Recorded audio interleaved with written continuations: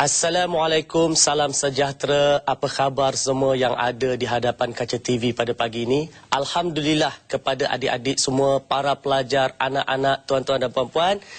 Kali ini sekali lagi saya akan bersama dengan anda dalam program apa? Motivasi Pagi.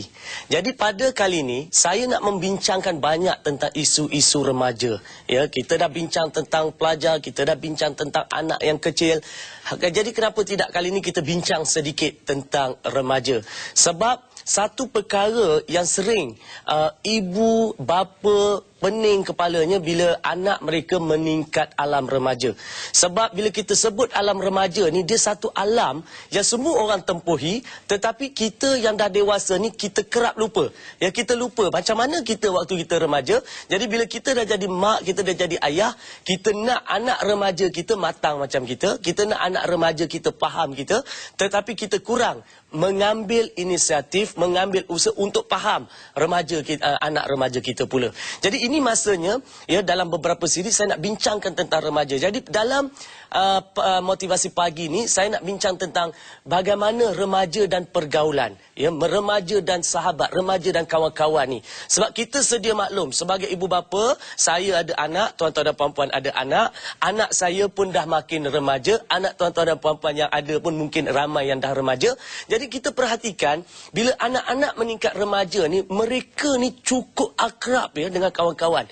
Pendek kata, anak-anak ni mereka sanggup apa? Mereka sanggup, pertama, kalau sanggup berbohong, mereka sanggup berbohong demi kawan. Sebab tu kadang-kala kalau di sekolah ke, dekat kolej ke, dekat universiti ke, kalau kita lihat anak-anak ni, bila anak remaja ni, bila seorang kena tangkap atas satu kes disiplin, okey, tak kira lah, mungkin kalau di sekolah kes disiplinnya apa, kes merokok lah kan. Seorang kena tangkap atas kes merokok, kerap kali kalau ditanya siapa lagi yang terlibat, dia sanggup takkan ceritakan.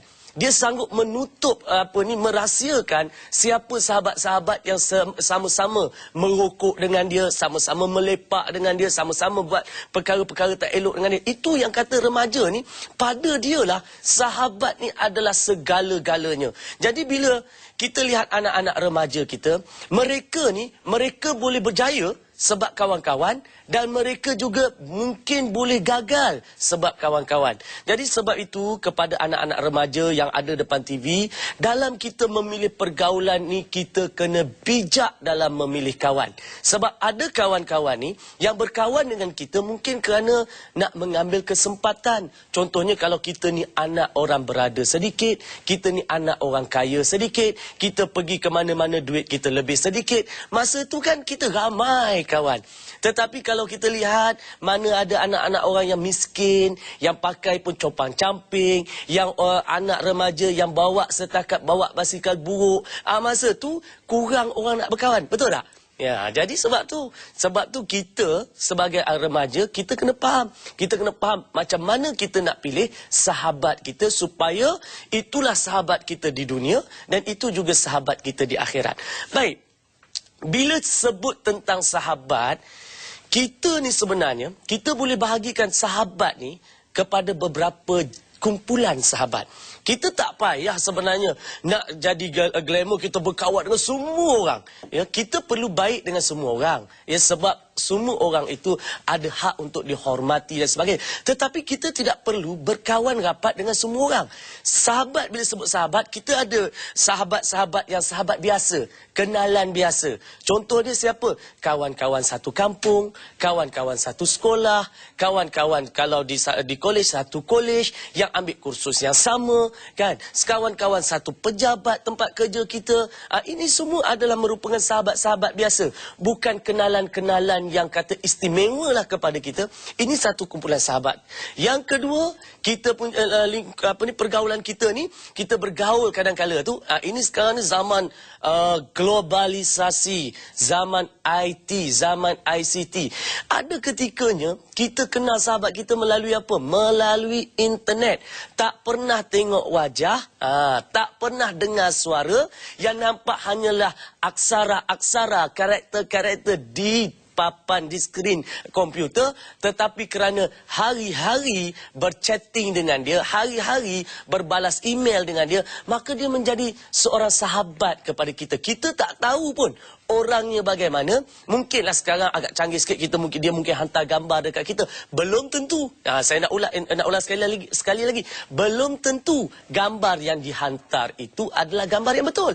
Mungkin orangnya badannya gemuk misalnya, orangnya pendek, tapi dia hantar gambar tu dia tinggi, handsome, lawa, macho. Semua boleh jadi di alam maya, alam cyber ni. Tetapi kita memang akan membina kawan-kawan melalui alam cyber, ya, alam maya. Dan ini juga merupakan kenalan kita, sahabat kita. Dan ada setengah tu betul-betul kita dapat kenalan yang bagus melalui alam maya, melalui alam cyber. Ini satu kelompok. Kalau dulu zaman saya tak ada komputer, email ni tak ada. Kalau nak dapatlah kenalan daripada luar negara, apa kita buat?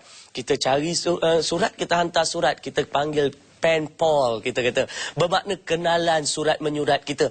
Baik, yang ketiga adalah kenalan yang rapat, kenalan yang akrab. Ini yang jadi kenalan yang kita sehidup semati, yang kata dengan kita ni, yang tidur sebantal, yang pergi ke mana pun sekali, 3-4 orang kita berkawan. Ini yang penting ni, kita kena pilih betul-betul yang berkualiti untuk kita jadikan kawan yang rapat kita. Sebab kalau kita dapat kawan yang rapat ini, kawan yang tidak berkualiti, maka masa depan kita mungkin kelam, mungkin gelap. Sebab kawan-kawan yang sebegini yang akan mempengaruhi pemikiran kita, cara bercakap kita, cara berpakaian kita, aktiviti kita, ya, hala tuju hidup kita. Jadi kita perlu pandai pilih kawan. Macam mana kita nak pilih kawan dalam pergaulan? InsyaAllah berada di depan TV.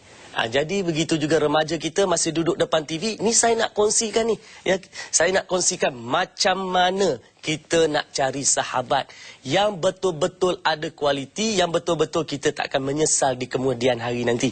Sebab ini yang masalah kita. Kadang-kadang kita ni sebagai remaja, seasal saja orang tu puji kita sedikit, orang tu lobby kita sedikit, dia kata kamu ni baguslah, kamu ni kawan aku yang paling sporting lah, kamu ni betul-betul faham aku. Oh, itu kita ambil dia, terus jadikan sahabat kita, yang mana secara perlahan-lahan tanpa kita sedari, dia sifat-sifat sikap negatif dia tu tadi, tanpa kita sedari, dia mula mempengaruhi kita secara tak langsung. Maka jadilah kita daripada seorang yang asalnya tak kenal rokok, kita mula terlibat dengan merokok. Yang asalnya kita tak tahu melepak, kita mula rasakan seronok melepak. Yang asalnya kita pergi sekolah, balik sekolah tiap-tiap hari perfect, sempurna, kita mula belajar ponting. Dan ini yang akan timbul masalah sebab kita dah salah pilih kawan. Dulu kita tak tahu satu dunia yang sebegini, hari ini kita diperkenalkan oleh kawan yang tidak berkualiti itu tadi. Jadi, macam mana kita nak cari sahabat? Yang pertamanya sekali, kita cari sahabat orang yang nak berkawan dengan kita kerana Allah. Maknanya dia nak berkawan dengan kita berdasarkan kepada niat yang ikhlas tadi. Yang dia nak kawan dengan kita bukan kerana kita ni anak orang kaya, bukannya kita ni anak orang kenamaan, bukan kita ni ada kereta yang dia boleh tumpang sana tumpang sini, bukan kerana kita ni ada motosikal, bukan kerana apa, tetapi dia nak berkawan dengan kita kerana dia juga menilai peribadi kita. Ya, maknanya dia nak berkawan dengan kita kerana dia tahu kita juga mempunyai peribadi yang bagus, kita menjaga ada prinsip yang hebat.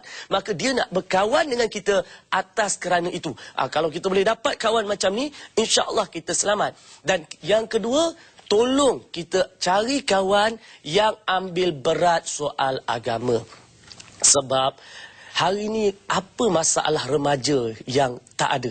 Macam-macam masalah remaja yang ada hari ini. Yang mana dalam sesi yang akan datang saya nak bincangkan juga apa bentuk-bentuk masalah remaja yang banyak hari ini yang memeningkan bukan saja kepala ibu bapa, tetapi kepala guru, kepala kerajaan dan sebagainya pening memikirkan masalah remaja. Jadi sebab itu, dalam kita memilih sahabat, cari yang ambil berat soal agama. Sesekali kita lihat kalau kita berkawan dengan dia, bila kita masuk waktu zuhur tu, kita tengok dia berhenti tak nak semayang contohnya. Kalau kita sedang ada aktiviti masuk waktu asar misalnya, tengok dia berhenti tak, ambil berat tak tentang solatnya. Kalau dia ambil berat tentang solatnya, insya-Allah sekurang-kurangnya kita tahu dia adalah orang yang akan ambil berat tentang agamanya dan dia akan ambil berat tentang sahabatnya. Dan saya ingin ceritakan apa pesan sahabat Nabi nama Alqamah ni, yang mana dia pesan pada anaknya kalau nak cari sahabat ni cari yang macam mana. Dia pesan pertama, dia kata carilah sahabat yang suka mencukupi keperluan kita. Maknanya ada ketikanya kita nak minta tolong, ada ketikanya kita ni perlu. Contoh keperluan bukannya dari segi duit ringgit sahaja. Keperluan mungkin dari segi kita ni di kolej, kita ni kurang pandai dari segi misalnya bahasa Inggeris. Ya, kita maklumlah datang daripada kawasan Pantai Timur. Minta maaf orang Pantai Timur, ini kenyataan. Yang mana mereka yang bersekolah di Pantai Timur ni bahasa Inggerisnya kurang sedikit kemahirannya. Bukan tak pandai, bukan tak bijak, kurang sikit penguasaannya kan. Sebab saya orang Pantai Timur, sebab tu saya tahu. Jadi sebab tu bila kita dapat kawan, tengok-tengok misalnya kawan kita ni orang KL, ya, yang mana orang yang dah biasa ya bercakap bahasa Inggeris ni, yang mana dia punya lidah dia selalu makan cheese contoh dia. Jadi maknanya kita dapat kawan macam ni, kita tengok ya, tengok dia jaga agama dia, semayang dia bagus. Lepas tu bila kita minta tolong dalam bab-bab bahasa Inggeris, cepat dia menolong kita. Alhamdulillah, itu kawan yang bagus. Dia suka mencukupkan keperluan kita. Dan kadang-kala kita kena lihat juga, kadang-kala waktu di tempat bekerja, kadang-kala kita perlukan kawan untuk tolong kita dalam hal-hal yang berkaitan dengan kerja kita. Kita tengok kawan yang kita kata kawan ni, yang kita dah ambil dia, kita dah pendek kata jadi sahabat kita ni, dia sebenarnya nak tak bantu kita dalam soal-soal kerja kita. Kalau dia membantu kita, contoh kita tak dapat datang kerja atas urusan yang tidak dapat dielakkan, ya, katakan kerja shift, tiba-tiba kita minta dia, boleh tak ya, boleh tak Mat tolong ganti shift aku malam ni, sebab apa, kebetulan betul ada hal, ada urusan penting. Dia kata tak ada masalah, sahabat punya pasal, InsyaAllah. Itu adalah kawan yang bagus. Bermakna dia boleh memenuhi keperluan kita di saat kita terdesak. Kemudian adalah Alqamah pesan apa lagi? Dia kata kita kena cari kawan, apabila kita membantu dia, dia menerima dengan rasa terharu. Maknanya kalau kita tolong dia, kita bantu dia, dia ada kesuntukan duit ringgit, kita bantu dia dari segi duit ringgit, dia menerima tu, menerima dalam keadaan sebab. Dia bukannya jenis orang dah bagi betis nak peha, kan? Dah kata kita bantu dia RM10, dia tak kata RM10 je ke? Bagilah lebih sikit. Tak ada. Dia ni jenis orang, apa yang kita bagi, dia menerimanya dengan redha. Kalau kita boleh dapat kawan yang macam tu, Alhamdulillah. Dia menerima bantuan kita, pertolongan kita dengan rasa terharu. Itu sahabat yang bagus. Lagi kita cari sahabat yang apabila kita tolong dia tu tadi, dia selalu menyebut-jebut, kan? Bila kita jumpa dengan dia, dia asyik-asyik duk sebut apa? Sebut tentang perkara yang kita pernah bantu dia. Dia kata kat kita, Mat, aku tak boleh lupalah masa dulu kau tolong aku. Waktu tu aku kebetulan tayar motosikal aku pancit dalam hujan, kau datang tolong aku. Dia dah sebut itu mungkin kali yang ke-40 dah, kan? Dah 40 kali dia duk sebut. Maknanya Alhamdulillah, dia sentiasa menghitung-hitung kebaikan kita. Kita tak minta, kita berkata cukuplah tu, aku buat ni lillahi ta'ala. Tetapi dia, sifat dia, dia cukup menghargai walaupun perkara tu mungkin tidak sebesar mana bagi kita.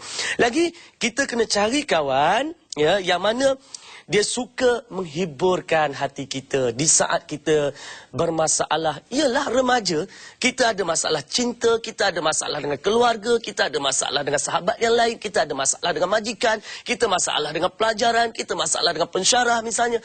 Jadi bila dengan dia, duduk sebelah aja dengan dia, kita boleh lupa masalah-masalah tu. Ini baru betul yang dikatakan sahabat, ya, sahabat yang baik.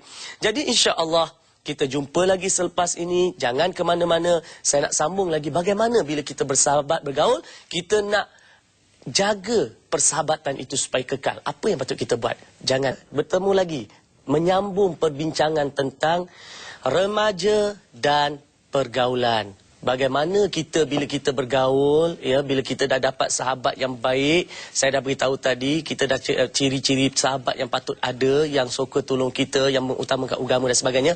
Dan bila kita dapat orang yang macam ni, kadang-kala kita tak tak jaga hubungan kita, ya. Sebab kita kena ingat, ya, satu perkara yang akan berlaku apabila kita sebagai remaja, kita dah berkawan, ya, kita tolak kawan yang sahabat-sahabat biasa tu, kita tolak yang kita kenal melalui secara cyber tu, ini 3-4 orang. Sebab sahabat yang karib ni, dia tak perlu sampai 10-20 orang. Mungkin 2-3 orang saja, mungkin 3-4 orang saja yang kita kata sahabat karib ni. Tak perlu ramai. Jadi yang 3-4 orang yang satu kepala dengan kita, satu hala tuju dengan kita, yang mempunyai perancangan untuk berjaya serupa macam kita. Jadi bila kita ni dah selalu bersama, ke mana-mana bersama, makan bersama, berbincang bersama, belajar bersama, ya, maka dia jadi keadaan yang mana ada perasaan rasa cemburu. Betul tak? Kita cemburu, tiba-tiba kawan tu pergi kawan dengan orang lain, ya, tiba-tiba kita kata, kawan aku ni dah tak nak kawan dengan aku ke? Dia ada perasaan cemburu, ya. Cemburu sebagai sahabat, takut-takut nanti kawan tu tinggalkan kita, tak nak berkawan lagi dengan kita. Jadi kita ni dengan kawan-kawan, kita mudah kecil hati, kita mudah terasa.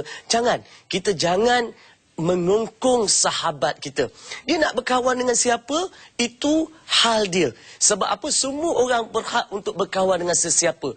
Kalau satu hari nanti dia kata dekat kita, dia dah tidak mau bersahabat begitu rapat dengan kita, bukan salah kawan, tetapi mungkin ada salah kita, silap kita di mana-mana yang kita lakukan, yang mungkin menyebabkan kawan itu mula menilai balik tentang persahabatannya dengan kita. Maka apa patut kita lakukan? Sebab tu kita setiap kali kita nak bercakap, walaupun kawan tu kawan rapat, kawan karib, fikir dulu sebelum kita berkata-kata.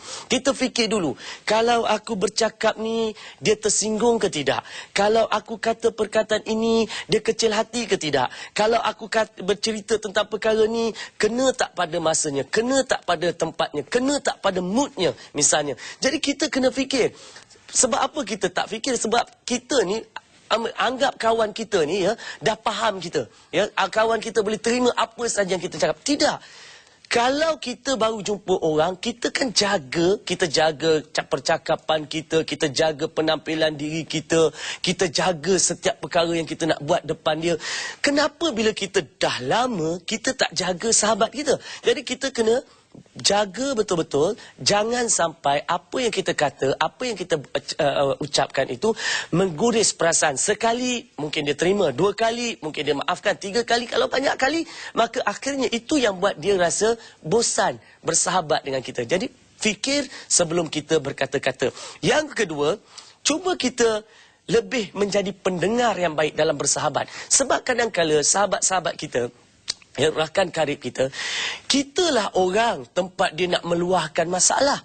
Ya, dia ada masalah dengan mak ayah dia, kitalah tempat dia mengadu. Dia mengadu hal dan sebagainya. Dan tiba-tiba, kita yang telah pun terima sebagai sahabat karib dia, rakan dia, kita buat tak kisah, kita pentingkan perkara lain dan kita ketepikan masalah kawan tu, kita pada kita, itu masalah kau selesai sendiri. Sedangkan dia memang nak selesai sendiri, dia tak minta kita selesaikan. Yang dia minta cuma tolonglah dengar, ya. Jadi kita duduk, kita dengar betul-betul apa yang dia nak luahkan, apa yang nak ceritakan, ya, kita dengar dengan tekun, kita beri pandangan kalau itu yang dia minta, kita beri pandangan dengan ikhlas, ya. Jadi kita mungkin ketika kita bercakap dengan dia, dia bercakap dengan kita, kalau dia nampak stres, kita gunakan seni-seni sentuhan, kita gosok belakang dia dan sebagainya sebagai sahabat, kita pegang dia. Tapi pastikan sahabat yang lelaki dengan lelaki, perempuan dengan perempuan lah, kan. Jangan lelaki dengan perempuan pergi gosok belakang pula. Jadi di situ kita mula menunjukkan bahawa kita ni adalah orang yang ambil berat tentang dia. Lagi apa patut kita lakukan? Apabila kita ada sahabat tu sahabat karib, sekiranya sahabat kita mencapai sesuatu kejayaan, tak kiralah dia berjaya, katakan dapat nombor 1 dalam kelas, dia berjaya dapat anugerah dekan, dia baru saja dinaikkan pangkat, dia mungkin berjaya dalam bidang sukan yang diceburinya, baru dapat pingat emas misalnya untuk pasukannya. Apa saja kejayaan-kejayaan yang dia dapat, kita kan sahabat dia, kita menjadi orang yang pertama memberikan ucapan syabas, ucapan tahniah. Kalau tak jadi orang yang pertama sekalipun, jadi antara orang terawal. Maknanya kita mesti jadi orang terawal. Bila sampai saja ke pengetahuan kita tentang sesuatu yang baik yang diterima yang oleh sahabat baik kita, kita terus ambil handphone kita, type sikit dalam SMS, ya, kita ucapkan syabas, ucapkan tahniah, dan kita kata bahawa kita memang cukup berbangga sebagai seorang sahabat, dan kita doakan supaya dia terus berjaya. Hantar SMS tu kepada dia. Dia terima saja. Oh, lagi dia kata sahabat aku seorang ni memang betul lah. Betul-betul bagus. Jadi kita mesti menjadi orang yang pertama yang mengucapkan syabas. Yang seterusnya apa patut kita lakukan? Untuk kita menjaga pertalian sahabat dalam pergaulan ni tadi, kita mesti menjadi orang yang rapat dengan keluarga. Kita mesti rapat. Kita kena kenal keluarga sahabat kita. Sebab kita bersahabat ni untuk jangka panjang, kita kena kenal keluarga. Sebab kalau sahabat kita bermasalah, ya, dengan siapa kita nak bertanya? Kita jumpa mak dia, kita tanya apa masalahnya. Kita jumpa ayah dia, kita jumpa adik-beradik kepada dia. Kita dapat tahu apa masalah sahabat tu tadi. Dan kitalah kadang-kala sebagai sahabat, tempat ibu bapanya letakkan tanggungjawab, letakkan harapan untuk memberi nasihat. Sebab remaja ni, kita kena ingat, bila remaja, dia lebih percaya cakap kawan daripada cakap mak ayah. Ini kebanyakan remaja. Bila kawan tu dah rapat dengan dia, kita sebagai kawan, kita ada satu kuasa mempengaruhi sahabat itu tadi. Jadi sebab itu, bila kita tahu bahawa kita ni sedar bahawa kita ni ada kuasa untuk mempengaruhi sahabat itu tadi, maka kita gunakan kuasa yang ada pada kita untuk membantu sahabat kita menjadi lebih cemerlang.